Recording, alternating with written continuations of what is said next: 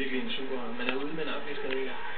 Og vi skal selvfølgelig understrege, at der ikke er nogen familiemæssige bånd mellem de to Brady og Kyle og Tom. Pump fake til Kevin Falk. Der har de læst den her gang.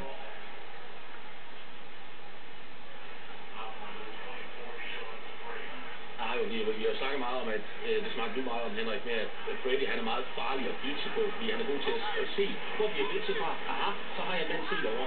Redskins har endnu ikke blitzet i den her kamp nu, og spørgsmålet om de kan blive ved med at lade være med at gøre det, fordi Brady, han kaster alligevel på dem. Det lykkes alligevel for ham at kaste på dem. Det bliver spændende at se, om de begynder på at lægge pres på dem på den måde der.